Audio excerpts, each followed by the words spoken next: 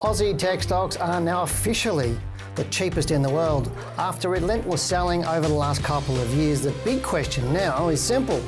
Is this the moment the sector finally turns, or is the pain not yet over? We'll answer all that, plus give you 6 ASX tech stocks that could supersize your portfolio when the rally begins. As the brains trust behind Australia's leading government-accredited trading education, and market insights that are regularly called upon by major media outlets. We'll show you the professional stock market playbook that actually works. I'm Dale Gillen, joined by senior analyst Janine Cox and Philip Tortevsky. And we are Wealth Within. Good evening, team. How are we? Great. And looking at all of these interesting reports coming out from the US about earnings, which have been really surprising some of the naysayers. Yeah, I thought she was going to say she's missing me. No. Because I haven't been here for ages. But hey, I'll go with that. How are you? I'm good. Well, maybe I'll say it. We miss you. There you go. Make him feel good. Back in the hot seat again, and we do have a pretty hot show today, don't we, with tech stocks really on the news at the moment. But anyway, let's dive straight in with major tech stocks facing selling pressure and concerns over CapEx spending and AI sentiment. Is the global tech sector stabilising or still under stress? Now, I'm going to turn to our resident tech expert, Janine. Look, they'll keep talking about it until the sector continues to dive into the bottom. Who's they? The industry, because of course they've pushed it to the incredible lows, and we've seen our tech sector in the Australian market get pushed below that long-term trend line. The infotech has just gone down further than I actually thought before it would turn back up and have a bit of a bounce. Mm-hmm. So that's just creating enormous opportunity, and they know it.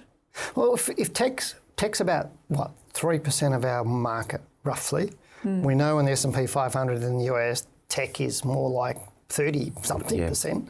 I'm not sure of the exact figure, but like 30. I think the top 20 stocks in the US is like 46 or 47% of the total index, and ours is slightly higher, our top 20. It's nearly half of our index. But if you see the index, it looks like it's complete crash territory. It looks like a meltdown, a complete meltdown. Well, you only have to look at zero for that one, don't you, anyway? Well, given the sharp drops in Australian tech prices over the past year, is this a genuine setup for a rebound, or are we still looking for more of a downtrend to happen, Phil? Look, I think the big distinction is what both of you said before. When we talk about global and Australia, they're two different worlds. We are, 4-5% of our tech sector of the whole index, and because of that, it is prone to more volatility, less liquid stocks relying on funding. We've just had rates increase, so that's not great for these tech companies. But when you look at the US sector and globally, we're going to get into that in a second, what I find so interesting is that they're talking about, AI and tech crashing. We're going to dive into the sector indices, and they're not down much. And so I think once the sentiment returns out in the US and globally, because there's been a bit of a stall right now with AI, right? The cat's out the bag. Initially it was the hype. Now all the talk around AI and tech is, will we need more funding? Apple's come out and said they're going to need double the amount of funding, offering 100-year bonds, believe it or not. For the first time in a very long time. But because the spending is so much higher now, the question is, okay, do we justify valuations at these levels? So we've seen a slowdown. Once the excitement builds and AI gets another leg, I think that's the big opportunity is going to come out of the Aussie market because it's fallen so much. And during the rises globally out in the US and Europe and China, our market matched it, went up 50% when the US went up 150% from 2022. So we can see some big growth because we're starting at a much lower base, I'm just thinking, and we'll probably talk about this as over the next hour anyway, about AI and tech, but I think AI is more levelling the playing field rather than being controlled by a few big companies like Apple, like Microsoft, like Nvidia, the big players that are making squillions of dollars out of tech at the moment. And, and companies like Adobe that cost you a fortune to subscribe to their products, and obviously Microsoft, the same thing. So I just see AI as levelling the playing field, bringing it down to more accessible to more people to do things. But anyway, we'll get more into that anyway. But now it's stock time, because Janine is sitting there giving me that dagger look. I need to look at stocks. So how about we bring up our first stocks, Janine? Yes, please. Let's get into it. Okay, so the NASDAQ is look very interesting at the moment, and it's looking almost toppy, seeing these patterns unfold. But where you've got a nice sideways consolidation, it could break either way. I mean, but it has been on such an incredible angle more recently. So if we just have a look at the angle that this rise has moved up on, I'm just going to grab that line, and then we'll take it and have a look at previous runs. And we can see there that it doesn't last at that sort of an angle for very long as it's been rising up. I mean, if we come back here, we saw the same sort of thing happen when it broke out of COVID, and then it started to sort of come off a bit over time, but continued up nonetheless. This could be just a pause before it then takes off, but it's got to break above that high there at 26,000. A move back below last week's low, and I think we're coming in for more of a correction territory on the NASDAQ. So, I mean, how does that compare to our tech sector? Are we following that, or are we being slightly different? Well, we'll get into that. I can get into the chart right now of the Aussie tech sector next and show everybody what we're actually seeing. So if we go to the chart right now, and I mean, you know, like Janine said, you look at NASDAQ, we're down since the all-time high about 5 or 6%, I believe. If we can bring this measure up. There you go. 2/5 of nothing, isn't it? Exactly. And, you know, earnings, as Janine pointed out, haven't been disastrous out in the US. So you look at the Aussie tech sector and just one look at this, it's a very stark difference in terms of what we're seeing. Our tech sector's down to the tune of 45%, I believe. Well, there we go, 45% from low to high for that same period. So it really shows how much we've fallen off compared to the others, and there are reasons for it. I mean, we do have stocks in that data center space. We do have a lot of stocks in, I guess, the techie type space, but they're not like the, you know, in the US they hold a lot of the IP, the chips, the semiconductors, and so they're getting a lot more in terms of projected, you know, valuations versus when you're talking about our sector, it's the stable earnings. Is that data center going to continue to, you know, rent out space and all that kind of stuff? So it is a different environment. Still, when you go to this chart and look at it from a technical perspective, I think the most promising thing right now, because, you know, we've done this time and time again over the years, Dale, on many shows, the technicals are often going to give you that indication of when that turn is likely to happen first. And so, you know, when I look at this sector through here, we are literally at that point where something may really give us a nice turn. And over history with the tech sector in Australia, 45% corrections, yeah, they've happened. But you look at that one back in 2022, that was around 44%. We go to this period through here, 41. And if I keep going, you'll see that there is a bit of a theme. 47, I can even go through COVID and have a look at that correction. But generally speaking, around that 50% is when we do see a bit of a rebound. That's why it's very interesting right now, looking at the Aussie tech space. But I think, I mean, our tech space is completely different. It's much broader across a number of companies in the US when we're talking about your Microsoft, your Apples, your Nvidias, your, you know, Amazons, those sorts of stocks that are in that tech space. Our index is driven by a few stocks though, isn't it? You got Xero, WiseTech. And I know Xero's been going south, and I'm sure WiseTech's so is WiseTech, yes. I know Appen took a big dive for quite a long period of time, but it's come back up more recently. Well, you might be surprised, given you've said that, because that might be the surprise stock we're going to check out in a second. Ooh, I'm ahead of myself, am I? Yes, and that one is looking very, very interesting. Okay, well, let's keep moving on. What's the next one, Janine? All right, I was waiting for you to ask. Okay, the next one we've got is Invest. So it's the China index. Oh, China, I can't see. I need my magnifying glass. Tracks the FTSE China 25% technology capped index as its underlying benchmark. This ETF price chart works as a practical proxy for broad China tech performance. And we can see there where to me, this looks like it's in its infancy in terms of where it could end up, which is interesting. But because of the volatility of it, you've just really got to watch that. You can see here it looked like it was taking off, and then a few weeks later it reversed and burned a lot of people. Again, we're getting a similar sort of consolidation. This is much nicer though to see, and all it has to do is get above that high there in January 2026, and that will give us the sense of direction on this this market. So if we look at where this thing's going right now, we can see that it's really trying to create a new angle, if you like, in terms of the trend. It's really trying to push higher. It's accelerated hard all the way up, but it might just keep going. There's a possibility for that. There's some resistance we're seeing over the history of it around 60. A break above that, and that could be quite exciting for this index. Okay, so can I ask you then, is China trying to break down the big monopoly in the US? You know, because obviously we have these big companies in the US that pretty much control the world, don't they, with their technology, with your operating systems, etc. So is China trying to break that down with their technology? Good question. I mean, the chart seems to indicate that that's an up-and-coming area, that this could be where the opportunity lies. So if people are looking at the US and saying, okay, that looks really pricey, toppy, I'm looking for value, you'd be looking at Australia and you'd be looking at this.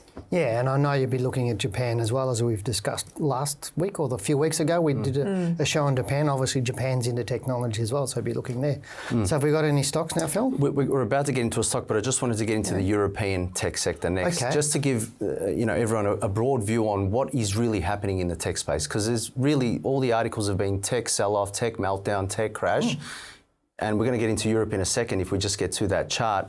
Really what we've seen from the US, I don't see a tech crash. I go to Australia, yes, tick the box, that's definitely fallen heavily.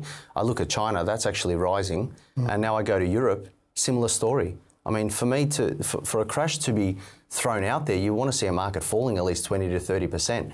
Even more than that, you want to see bottom significant lows being taken out. And I mean, Europe has been consolidating sideways. Now, we know Europe has been big on the renewable type push when it comes to technology, but you would think, even all the talk out there that it's not working and things are going backwards. When I look at the tech sector here, and this covers the top 600 European tech stocks, I mean, it's strong. It's not coming off. Yes, it's consolidating. It's just broke out to a new all-time high in 2026. Now it's bouncing back into this level. So if this were a stock to me, I mean, it still looks relatively healthy. Yes, if we do see a breakdown below that 760 level, things will change. But for now, as long as it consolidates through here at new levels, I mean, we've shown this time and time again, stocks or any index, what it's telling us here, the previous all-time high is October. We've tested the previous all-time high and managed to find new agreements at new highs. That tells us buyers are willing to accept higher prices for now. And so if we continue to rise up and take out that 26 high, then where's this tech crash that everyone's talking about? Yes, individually, potentially, but on the whole, it doesn't look that way. Well, you've got to understand it a little bit because the tech sector is so huge in the US. So a crash in tech sector is going to pull down the Dow and the S&P and the NASDAQ and put them into crash territory if that happens. But obviously not in Australia because we've seen it already, the tech crash, and it hasn't really affected our market at all.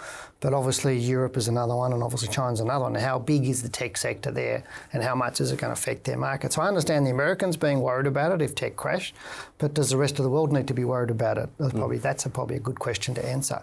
But I mean, obviously if the US market does fall, it will probably bring down other markets with it. But let's move on and bring up another stock. Janine? All right, we've got NextDC, speaking of tech stocks in Australia, designs and builds and operates large-scale data centres that house cloud, AI and enterprise computing infrastructure. Now, I mean, the trend has been really nice over many years, which looks amazing, but it has been extremely volatile through that as well. And we saw the big pullback that happened across the board. This was back in April 2025 with the Trump tariffs, and it hasn't really recovered from that yet. And I'm wondering what's going to happen over the next few weeks. We're seeing some sort of consolidation right now, but it may just be a little bit too early right now to tell whether the NextDC is going to take off from here. Short-term traders could be rubbing their hands together because there could be some short-term opportunities, but I'd just be cautioning against the potential for it to turn back down somewhere around these levels at around $14, $14.30, possibly a little bit higher. But it depends on your risk. I mean, if you're setting a risk that you're comfortable with and you've got a stop loss on your position, then that's really a question for you individually. So there's a little trough there. But we can see there how far it is away from the angle of that line, and there's nothing yet on that larger time frame on the monthly chart telling us to go, basically. So It's too early, but it looks interesting. Well, this particular stock I've been watching for ages, actually, waiting for it. And it's one of the things that a lot of our traders that we teach, they say to us, the biggest thing you've taught me is patience, Dale.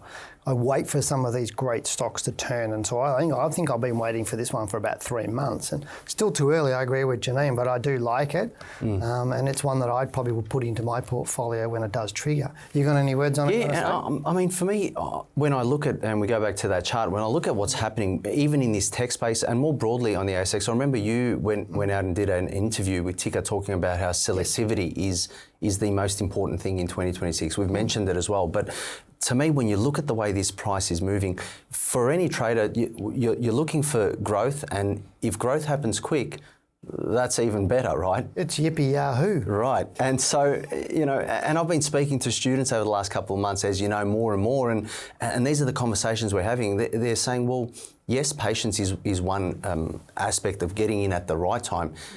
But knowing that and then being able to take these moments the market gives you and consistently repeat that, they're seeing results. I mean, go check the testimonials out. They're seeing results that people are saying, whoa, what's happening here? It's because of the market conditions right now, along with knowing when to get in and get out. Use this volatility, basically, is what I'm saying, to your advantage, because it's good that it's here and you need it for growth. So, yeah, I look at these stocks here and I think there's plenty of opportunity if you know what you're doing. Yeah, absolutely. To me, if you do want to know what you're doing, maybe you might get a copy of my first book. It's called How to Beat the Managed Funds by 20%. You can get it for free.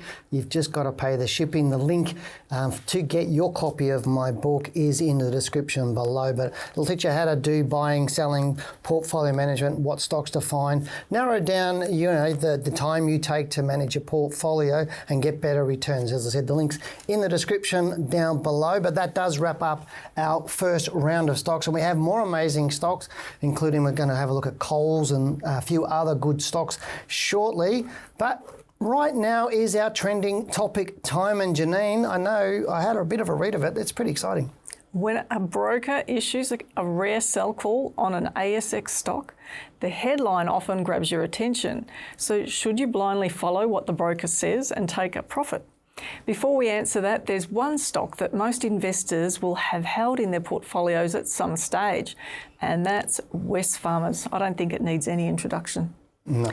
Well, MSN reported that Morgans was pleased with Wesfarmers' key businesses which performed positively in 2026, but the broker currently sees the stock as overvalued and retained its trim recommendation. What does that mean? Trim? Sounds like that you give your Wesfarmers shares a bit of a haircut, from what I'm hearing, right? According to the article, Morgan's current price target for Wesfarmers is $79.30, and late last year, Citi called for a level around $60. Well, let's take a look at the charts to share our view on Wesfarmers and to give you some tips on how to manage your stock when a broker says it's time to sell. What do you think, Wesfarmers? I mean, it deals in the farming sector, so maybe it went to the shearing shed for trim.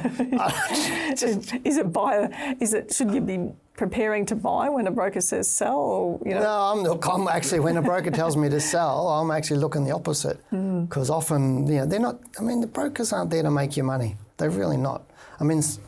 Let's face it, they make money whether you make money or not, so they don't have too much Look, over the years, there have been some really great brokers that I've met. They have been. In the industry that have a lot of clients and that really, aim to do their best. But you're right in saying that the broking, a lot of people when they're new to the market don't realise that the broker's there to transact. Yep. And once you understand what's involved and you develop that relationship with someone, then you understand what their level is. But at the same time, I was having this conversation with someone recently, you would never go just taking those recommendations without having a look at a chart. Knowing what they're there to do, then not doing it blindly, we say is not wise, and that's why you need to make sure that you're looking at a chart in the direction, because if they're saying it's a buy and it's clearly in a major decline and there's no turnaround yet, well then you're not going to risk your hard-earned, are you? Yeah, well, I know I've read research numerous times where that says, the best brokers are right 50% of the time. It's like, we'll flip a coin, you become a broker straight away. So it's not about whether you can pick a buy, it's about, to me, very, very much, it's about management of your trades and knowing when to get out. Not because anybody can pick a stock to buy, and if you pick 10, you're going to get in theory, you're going to get 5 right. But Yep. it's whether you make money out of those 5 and how much you lose on the other 5. And when you get out, so it looks at whatever then the total portfolio value you get. And to me, that's why it pays to be a bit more educated, like, you know, reading my book and all doing our courses, because your win-loss ratio will go up to 70% into that bracket, maybe even higher, because it's about what you keep, not what you make on any one stock, if that makes sense. Yeah, and I mean, a broker might say that, okay, the stock from a fundamental perspective is overvalued based on their metrics, but then to just go and blindly sell it because the broker said without cross-checking anything, that just leaves you open to being whipped around all the time. So, I mean, the chart tells 1,000 words, doesn't it? How many times have you heard a broker saying this is overvalued and it keeps going up? Or they say it's oversold and it's undervalued and it keeps going down. They've been saying the USP ratios have been overvalued since 2010. Yeah, for years. And here we go. And what I find funny about this, JP Morgan is an investment bank, right? So why are they still buying if if it's overvalued? Yeah, they don't want the competition, but You know. it is. You know, we've done the research, haven't we? And it's like, you know, back 20, 30 years ago, it was broker reports. What are they buying? What are they selling in their annual reports? And all the ones they were selling always made more money than the ones they were telling us to buy. Every single year. I think I did it 3 or 4 years in a row. It happened verbatim. And I haven't done it more recently with brokers' recommendation reports because I figure, well, after 3 or 4 years of it, it's probably not going to change. But to me, it's about understanding what you're buying, which was, let's go and have a look at the Wesfarmers chart. Yeah. Have a good look at it, because if brokers are saying to sell it or take a haircut on it or trim it, whatever they're saying, should we be doing that? Or if they're in it, should they continue to hold it? And if they're not in it, should they buy it? Yep. Really important question. So let's just have a look at that chart. Now we can see that Wesfarmers is actually pushing up at the moment. It's moved up and it's trading at around 86.46. So that's pretty good from a shareholder's perspective to see that, okay, the broker's saying that it's a sell or to trim, whatever that means, take a little bit of profit. But right now it's actually giving no indication from a long-term perspective. And I mean, this is a stock that is typically long-term. You could trade it short to medium term as well. But right now it's on a long-term trend. You can see the nice angle of that there. Now, when is there a time for a concern? I mean, we teach you to be an observer of what's going on the chart and understand the psychology in the market. And that's one of the things that I think blows people away when they first come along, is that it's not just some bars on the chart. There's actual buyers and sellers that have sentiment behind it. And look at the close this month. This was October 2025, and it was right down at the bottom of that bar being sold off. And I can guarantee that there were, you know, people taking profits at the top there, that the short-term traders and some of the institutions trying to talk it down as well. And we saw reports come out trying to talk it down. But Wesfarmers held its ground in November. It actually turned around just after that and started to move back up again. So that's a really good sign. Now, it doesn't mean that it's not going to come down below the angle of this line. It might do, but a trend line is a really nice, simple way for investors to be able to manage their risk. And we saw that happen in the GFC. How many people came and said thank you to you? It was just, there was a lineup of people wanting to thank you and for putting that information in your book. If I got a beer for everybody that said thank you, I'd still be drinking the beer. Yeah, because, I mean, the trend line, putting that in, that knowledge that you share in your book, saved them bucket loads of money when the market eventually capitulated in the GFC. It's not just the trend lines, it's about knowing. And that's the difference between a good investor or a good active investor and somebody who just goes, it's like a sailing ship without a rudder, you know, just blows wherever the wind's blowing, which is the way most people invest. They just see a broker's report, buy, sell, whatever else, and they just go along like that with no strategy. And that's the difference between, and we see this all the time. I'm dealing with somebody in our trading mentor course, our beginner course that I'm helping them with, and they traded Bitcoin and other things, and they were just making all the mistakes. And I went, I'm reading all this stuff that he's sending me, and it's like, you had no idea. It was just like throwing darts, you know, is hoping something was going to land. And to me, that's the difference, is whether you're an investor or whether you're a trader, knowing when you're getting in, when you're getting out and how to manage it is all important. And that makes you the money. So looking at Wesfarmers, and that chart looks freaking awesome to me. Like, why would I even be worried about it? It looks freaking awesome. Does that mean it's not going to go down? No, it doesn't mean that, because we don't control that. All we can control is if it does go down, we know where to get out. Yeah, so the point is that you know what the rules are, and you can always ask yourself the question, is that going up or is it down or is it sideways? A simple question like that anyone can see on a chart with a little bit of knowledge about how to apply trend lines, and that will protect them. You can give that to a 10-year-old and you go, is that going up or down? They'll go, oh, it's going up. So I don't need a broker to tell me that, do I? You know, all I need is a strategy. I don't need to do all the analysis of what Wesfarmers does.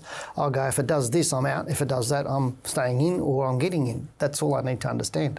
Yeah, well, I mean, telling. You know, Morgan said 79.30. It's actually been there. Could it go back to that level? Like you said, it could turn around and come back to that level, but it hasn't yet.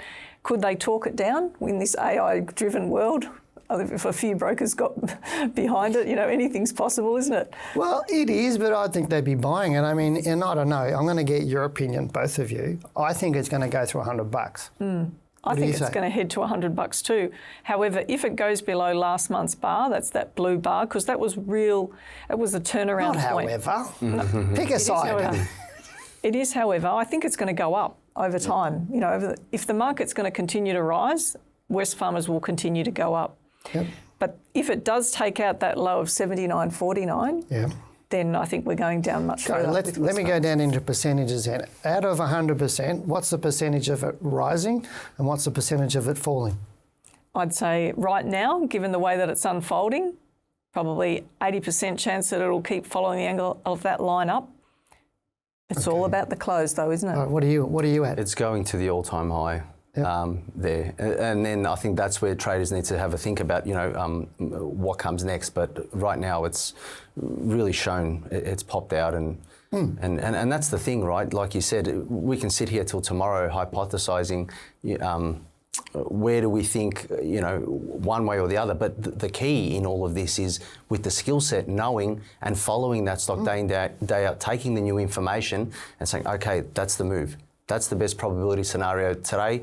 That's the best probability scenario tomorrow, and consistently updating the analysis, which unfortunately, you know, on times we get on this show, people say, well, you said this stock's going to X, Y, Z, and then it may get there and then it moves somewhere else, and you think, yeah, or it might come back first and then get there. Yeah, and it's like, well, there's a process in this, and it needs to be monitored to get the most out of it, which but I've just gone on a tangent. I think it's gone to the all-time high. But that's inflexibility with the people. Like, that's the best. The best traders are flexible. They have a position, and they go with that. But then they're prepared to change it on more data. Whereas a lot of people go, "Oh, yeah, you said it was going to go to $100, so it's going to $100 because Phil knows everything." Well, and it may not. Doesn't work that way, yeah. It doesn't actually work that way. So whilst we think it's going up to that $100 level, it doesn't have to. So if you want the skills to analyse stocks just like we're doing right here tonight on the show, head over to our website, wealthwithin.com.au, and click on the education tab. But now we need to get back into some more stocks. I'm going to throw it over to you, Phil. All right, let's go. Pro Medicus is the next stock on the screen. Now, this one is in the tech space, but it works with tech and medical imaging and radiology software used by hospitals and healthcare networks globally. Now, has been a bit of news come out over the last couple of days with AI and medicine in how, it's getting there. It's being used, but there are teething issues like most technologies where they're finding some of the robotics and other parts of AI aren't working optimally, and that's always a bit of a danger sign when you're talking about health. Especially with open heart surgery or brain surgery, that'd be a bit different if it was just, getting a bit of a rash off you. But yeah, and so I say that because if we go to... not that I get rashes very often. Oh, yes.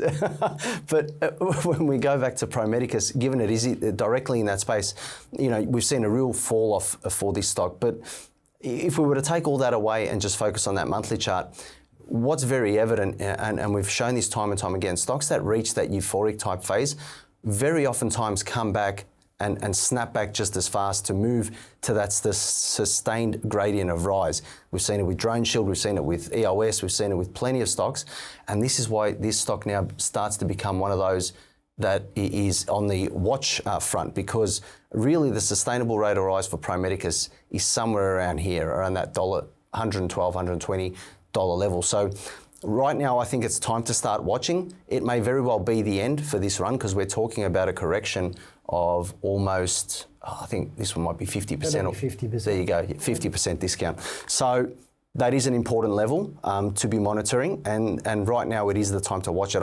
I'm not saying buy today for any at all, but anywhere between now and $110, Pro Medicus becomes a watch, and always look for that confirmation. It doesn't matter about being the first person in. Oftentimes it's the worst place to be in, trying to be that first person in. It'd be nice to see some volume come in also to support this stock, but just be mindful, any uptick here, a weak uptick doesn't make a trend. So give it time and let this play out, because once it does turn around, you might see some really good opportunity here. But this pattern looks very similar, doesn't it? How often do you see a stock that has a gentle rise and it gets steeper and steeper, and then it takes off like a rocket over a period of 12 months, 18 months, 2 years, then it halves in price. Yep. You know, and then people go, wow, it did that then. But what's happened was just a snowball, and most of the investors got in on that last rise, only now to still be holding on at a 50% loss off the top. Yep. So at whatever point they got in, they probably wouldn't be suffering 50%. But the person that bought right at the very top, if they've still got it, they're 50% loss. So what we're needing to see is it's finding some support somewhere, which is what you're saying. Yep. To sit back, watch it. If it finds support, starts to turn around, then it'll be a good buy. And again, this is what we're teaching people. It's not about, one of the biggest search terms we see on Google is, what stock should I buy today? Yeah. And that's probably the worst thing people can type into Google, because they're the ones that lose the most amount of money, because they're always chasing the market. Whereas what we're talking about is being front of the market here and looking at stocks like this and Wesfarmers and other ones, and getting ready for them to buy them at the right particular time. So have we got another ripper? We sure do. Next we have Catapult Sports. Now this one has also come off quite a decent correction, but it is now at that make or break point for me, and I say that because we're approaching that previous all-time high. So this is the moment where buyers can really say, okay, we're willing to accept higher prices moving forward, and that's at that $4 level. So it's really interesting to see what's happening with Cat right now. We look at this downtrend, starts off, consolidates, breaks down, really expands, but over the last month or two, we're starting to see price action slow down in terms of the length of those runs, and we are seeing volume really pick up. So it really is at a point where we might see some kind of reversal. I could even add some momentum that now had been that sustainable rate of rise, which is somewhere through here. If we can move this mouse. Another stock that's fallen half its price. Exactly, yes. It's a bit of a theme going on here with tech.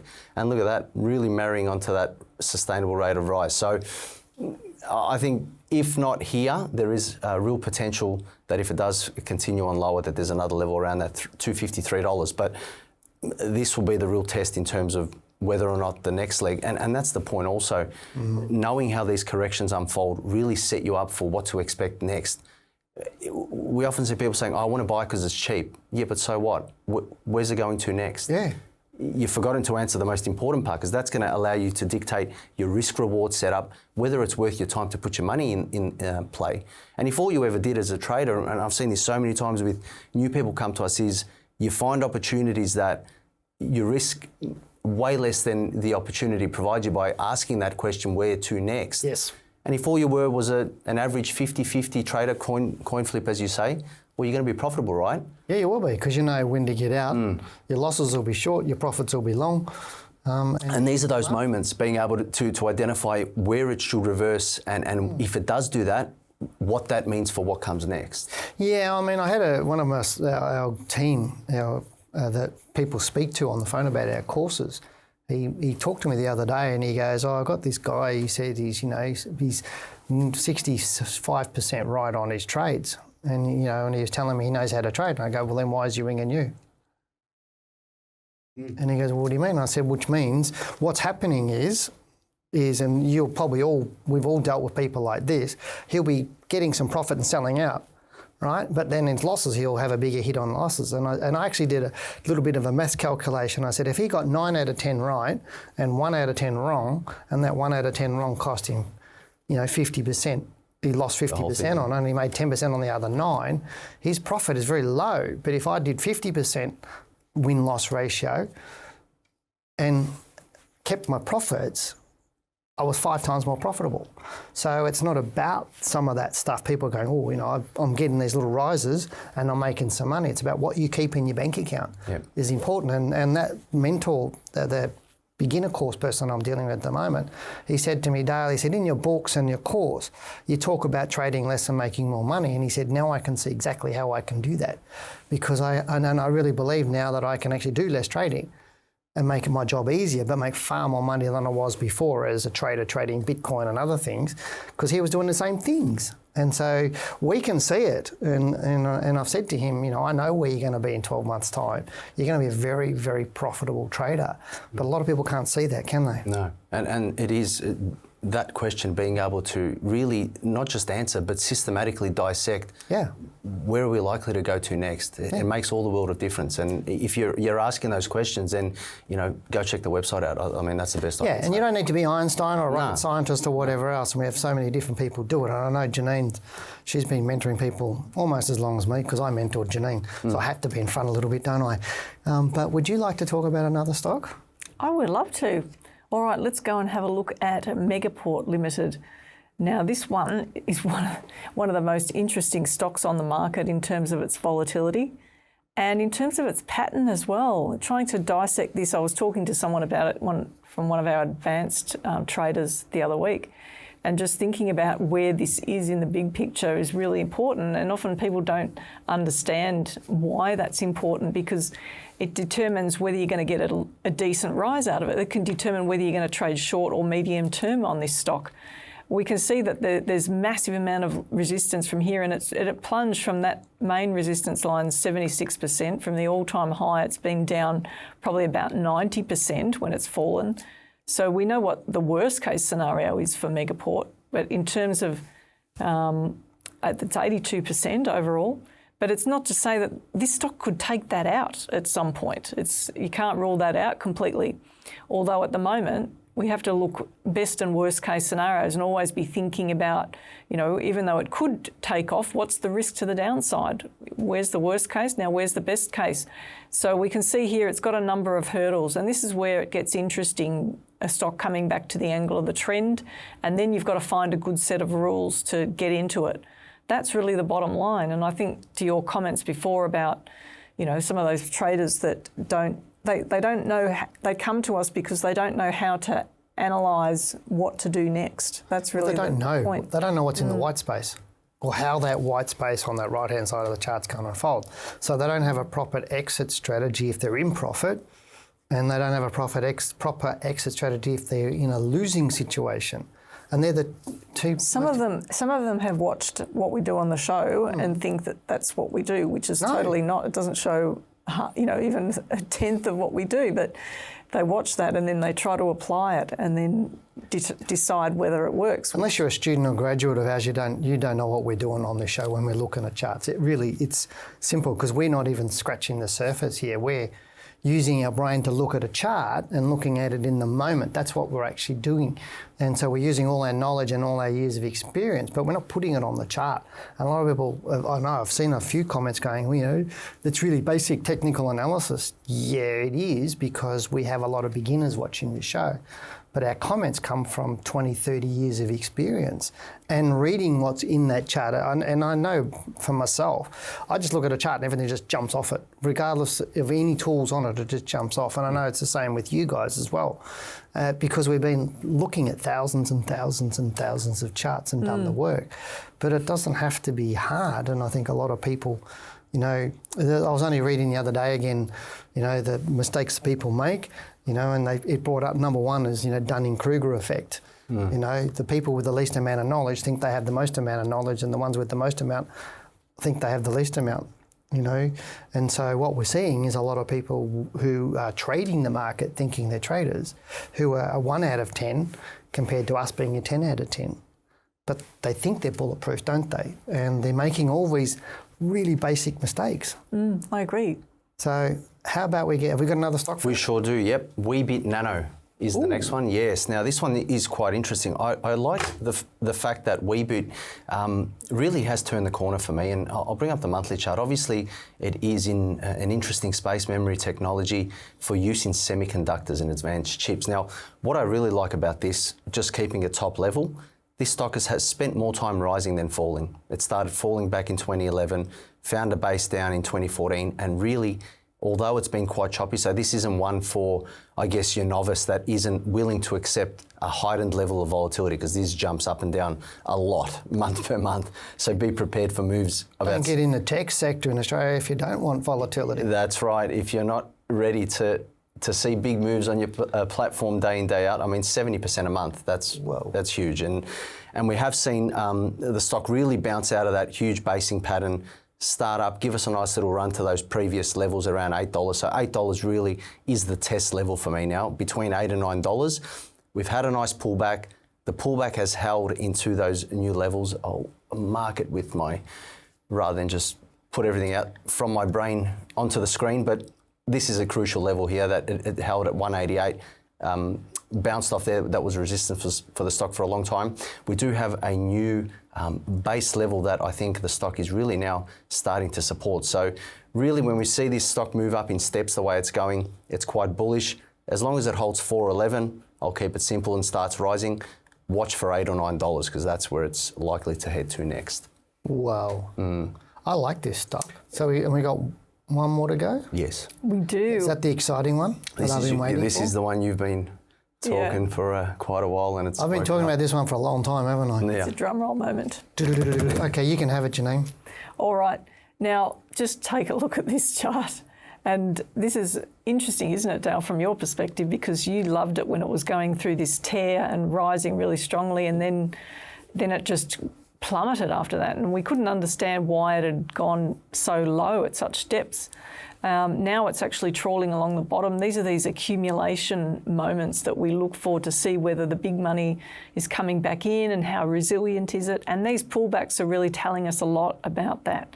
It's not a matter of just, like Phil said many times before, not just trying to pick it up at these lows. It's a matter of letting it do this so that then you get the best possible moment to be able to take the opportunity. Now, what's it done here? Well, like what it's done in the previous run and the one before that, it didn't give you a lot of warning that it was going to take off. So this is where experience and understanding about the history of the stock is going to be key to determining how you're going to get into these sort of runs and take advantage of it. And if we look at the short-term price action that we've seen over recent months, there's a lot of money to be made if you get it right, 190% in this one move here. Will it repeat that sort of thing? Yes, and probably more as it continues to unfold, but we really need a retest right now to get that next opportunity. But that's where you get, I mean, when was I started talking about this stock? Oh, you've been talking about it for years. Well, no, but even more recently, the last 5-6 months? Yeah, near the lows. Yeah, near those lows. And I mean, watch this stock. And at the time, people are going, are you crazy? This is a dog stock. It's fallen, blah, blah, blah. But that's the exciting part. And that's the difference between what we do and what most other people do, is we can see what's going to happen because we know what's going to be happening on that right-hand side of the chart, how it's going to unfold. If it doesn't end up getting taken off the stock market one day, it could be the next great trade, couldn't it? Well, it could be. And I mean, obviously, you know, we've all picked stocks like this, all of us, numerous times over the years. And when we do have a look at some of these stocks, people, you know, right now, Xero, people would be probably saying, well, why are you looking at Xero?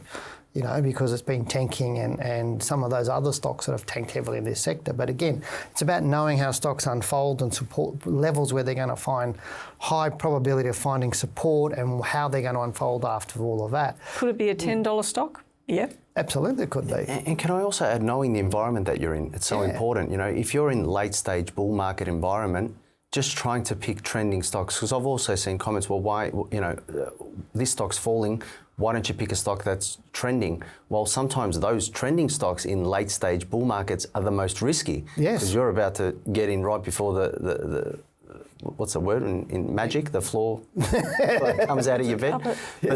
But and so you see, there's all that thinking that goes on behind it as well, which is not shown or not spoken about. So yeah, keep that in mind. No, I totally agree. I mean, I do like this stock. Okay, so that was the last one we're looking at. I need you to give me a pick. What's your pick, Janine, of the best one of the ones we looked at? No, I can't remember. Can't what we be. had. Go, Phil. What was your Weebit. Weebit? Okay. Yeah, simple. Look, I'm not a big fan of a few of them, but I don't mind this one for a short-term play, which is the last one we had, Appen. I'm going for NextDC. Cool. It's my favourite one at the moment, but Appen is a close second. So, but it's done very, very well. Anyway, moving on shortly, we're going to get into our hot stock tip, which has had big earnings news today. But first, let's answer your questions. Now, Steve writes, I've been looking at Coles Group on the monthly and weekly charts. I do not own it, but might consider an entry price if it goes above $22.60, signalling a reversal. Do you agree? Is it returning to its longer-term uptrend, or should I just wait until it drops back at its clear long-term support level of $14.70? I think you've got it up, Phil, have you? Yes, we've got Coles up. Interesting question, because waiting for it to get back to $14.70 is a very decent correction. And, this is that part of, to me, answering what is this, a long, short, a medium-term play? Where are you thinking in terms of the upside potential? Because it may never get to $14.70. And may continue on, and the opportunity's gone. So, really honing in on what that trade is, because on one hand, you've got two different trade ideas here. You've got trend continuation, or you're talking about buying a capitulation. So which one is it, And that's the interesting part that I think needs to be explored a little more. And even if it does capitulate to $14.70, is your mindset that just because it's at $14.70, it's going to go back to $24? Well, you'd have a whole different mindset, wouldn't you? Right. $14.70. Yeah, no. And so that's the thing, especially with the way it's unfolded. So I think Coles is at one of those moments, whilst the trend is strong, there's opportunity to follow that. But and right now we're starting to see a bit of an uptick. Earnings is around the corner, so be mindful of that. If it breaks below this low in January, I think it's probably a sign that to sit on the sidelines and see what unfolds next, because that wouldn't be too bullish. So you're struggling with this theory, is that what you're saying? Yeah, I think there's two things going on here. I mean, if you're looking to follow the trend, I think above 22.60, there's no problem.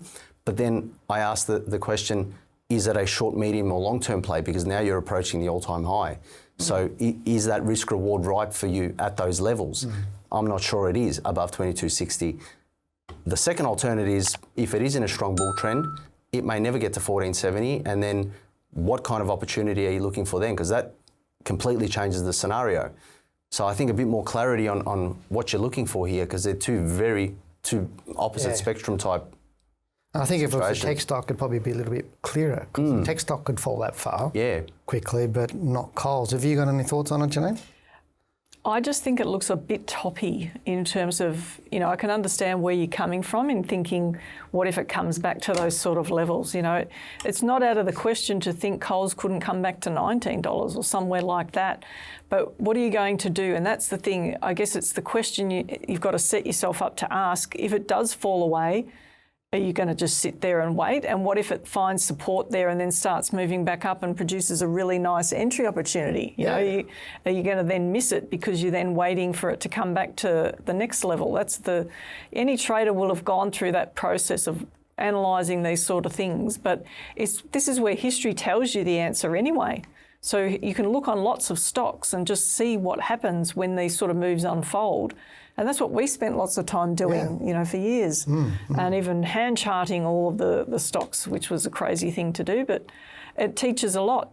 So I just found one of my hand charts in the storeroom just before, actually. I remember that. But you see, it's really toying with the angle of that trend right now. And if it and you see classic cases of where stocks like Coles, which are fundamentally you'd think be more calm and trending stocks, become extremely volatile when they're heading towards peaks, which it did through this period here. So it didn't surprise me after that really strong stretch that it came back to where it did here. So, I'm not too excited about it right now, even though it's holding that trend really nicely, because it's broken that line, and we just need to see how serious was it in terms of that move down, and is it going to come back and break that again? Okay, so you're struggling a little bit with the theory as well that he has.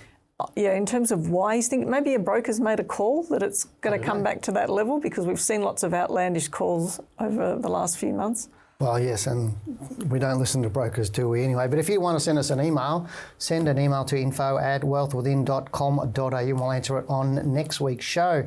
Now we're going to get on to Catherine's email, and she's asking, can you please take a look at Xero? I am backtesting at the moment and would like your thoughts on when there may be a change in trend. It's fallen nearly 60%. How far can it go? Do you want to take this one, Janine? 60% on Xero. I know it's fallen heavily. Yep. I mean, the real answer is that when a stock's fallen that far, it could go to 75 to 90% of the whole entire rise that the stock's had in history, which is pretty interesting, isn't it, for those people who might be sitting there thinking this is a great stock and it could come back. A great stock, you know, even great stocks can do this at times, which is why you don't just hold on to them. I think the answer, if you're not in it, who cares how far it goes? Yeah, I know, but there are a lot of people still writing this down. So, you know, if we're looking, yeah, that's the next question, isn't it? So, I mean, looking at the level here, it's quite possible that this stock could come down to $60. It's not impossible given the strength of these falls, and it's still not showing any sign that that decline is over. And it hasn't done this in the whole history of the stock in terms of the degree of that swiftness of the fall. This is the sort of things you would see in a crash, you know, in a GFC type scenario. Remember, you know, stocks were just falling, continuing to fall, free fall, week after week, month after month. It was just unbelievable. And this is what we're seeing here, the same sort of things, scenario for these tech stocks. So, you know, how convinced am I that this is going to actually recover completely from this? I'm not at this stage convinced about that, particularly if our theory turns out to be correct, which is that, you know, if we have a bull market peak coming in, these stocks could be making lower highs as their peak while the whole market eventually turns back, you see. So it may be that there's a last hurrah and there could be a really good run, and that's what you've got to prepare for, the fact that worst case scenario says that it falls all the way to this to 75 to 90%. The best case scenario for this right now is that it finds support soon and then you get a decent rise out of it, but how long for? And this is where the skills and knowing how to use these trend lines and other rules that work on these stocks are going to be increasingly more important for everyone. And don't sort of be thinking after the fact that it's already happened, which a lot of people actually are now that these falls have happened. But you want to get ahead of the game right now. And if this has taught you something, it's hopefully that, you know, you need to have that better understanding of just how to manage your risk. You don't have to know absolutely everything about how to do charting, but you need to understand that. Catherine's backtesting it at the moment, so she's saying it's fallen 60%. How far can it go, and when is it likely to turn? Well, we've told her the answer that how far it could go, but then when is irrelevant. When? Well, it's when the actual rules start to show that when you know, you're ticking you. Boxes. When your flight plan is starting to, you're ticking those boxes, Carolyn. You're seeing that happening.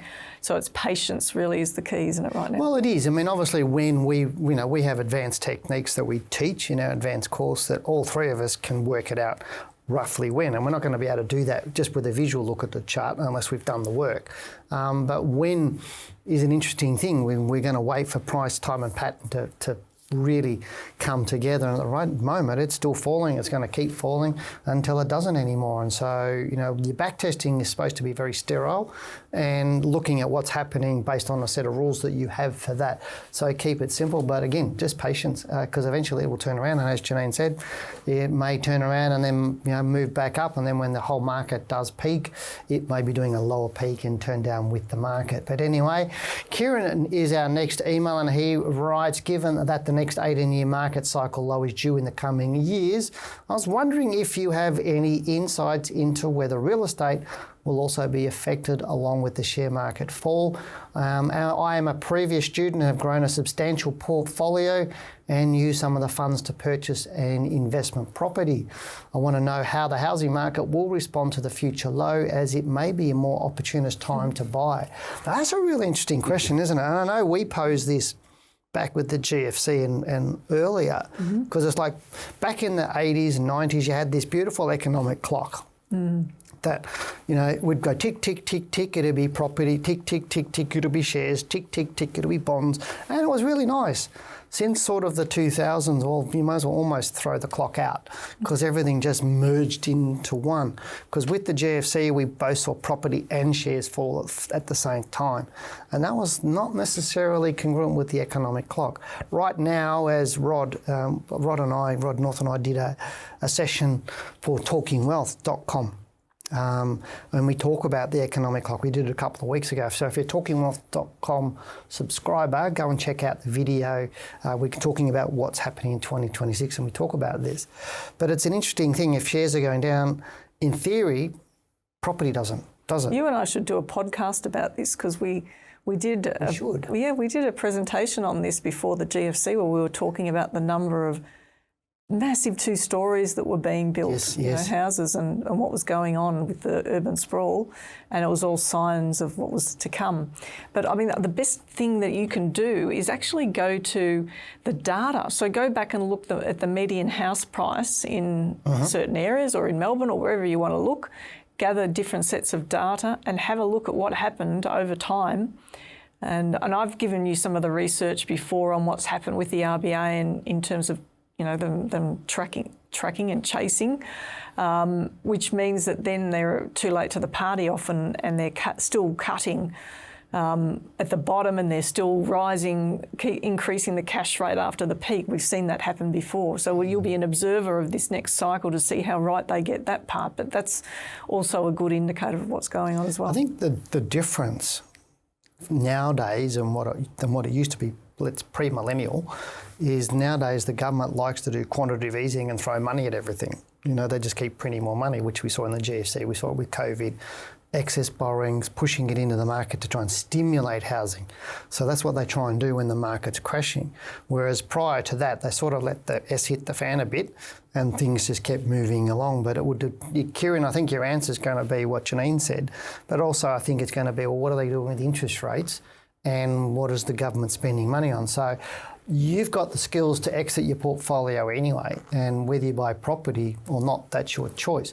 But it could be a great time to pick up a property because you might see a real dip in the property market over 3 or 6 months with a GFC style type of meltdown. And there could be some real short-term bargains. And I know it was, when back in that time, I bought a house here in Kew. And literally I got this 900 square metre block of land with a crappy house on it for like $500,000. And 8 months later, it was worth 1.4. Like, it was just the right time. And I am not a genius on property, by the way, either. I wanted to buy property to do something, but that happened. And I think that's the same thing that might happen again. We'll see the market melt down. We might see a drop in property really quickly because people go, oh my God, what's happening? Things drop out, and then there could be some really good bargains if you're on the money with picking the right areas. And so do your research first, I would suggest. But there's also a guy that I present with for the Wealth Club. His name's John somebody out of Sydney. If you email me, Kieran, I'll give you his name. He does a lot of research on property areas. You can get a report on what he thinks the best growth areas are, and he's very accurate, very, very accurate. Anything you want to say, mate?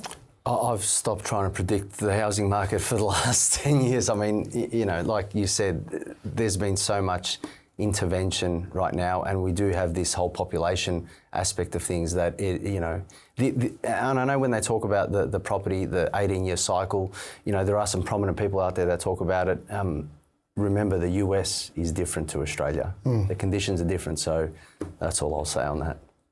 Wise words from Phil anyway. Well, now it's time for our hot stock tips. I'm going to throw it back to Phil. Yes. What's our hot stock? All right, so today we have Emotive Limited. Now, before we get to the chart, AOV just released their half-year earnings today and delivered a solid first half result despite a challenging market. Revenue rose 3.3%, while underlying earnings grew modestly as margin pressure in the four-wheel drive segment was offset by strong performance in powertrain and cost savings under the Emotive United program. Statutory profit jumped 39%, driven by lower one-off items, while strong cash flow supported an 8% yield increase and continued capital returns. Now, what's important here is that the pricing actions taken in the first half are expected to lift margins in the second half, with the full year guidance unchanged. So quite a decent report, but let's go to the chart and have a good look in terms of why this stock looks very interesting. Now, the report came out today. That's what we're seeing. I'll bring us to the daily chart.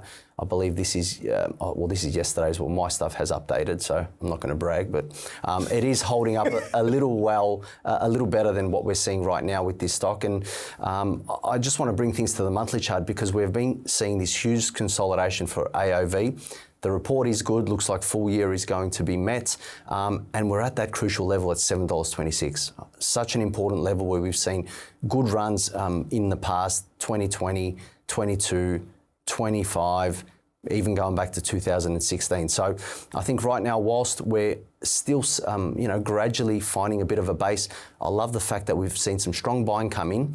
And look at the selling. I mean, they've doubled in terms of time. We've had 3 months of rise. We've had almost 7 months of selling, and they're just now coming into where the buying really started. So it's really at a crucial point. If buyers step back in and start taking out that $9 level, I think we're going to get a nice little run to $10.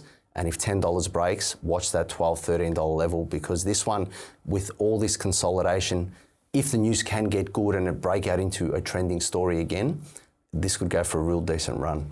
So what type of person should be buying this stock? I think right now this is a trader stock right now, someone who's adept at identifying that really good risk-reward setup, monitoring, being active in their approach. Just sitting here in this stock, you're going to get chopped up and down. Yes, it does pay a nice yield, so that's a bit of a bonus. But I think that yield, and if you can capture the growth when it comes, avoid the downside, you can really outperform in this kind of market because, contrary to what some may think, sideways choppy markets can often give you the most repeatable, consistent type of profit opportunity. And sometimes, when you get a stock like this that is so clear in where those defined levels are, playing those ranges can give you some nice growth. So yeah, watch 9 to 10, and then 12 to 13. But anyway, if you do want more from us, check out our video.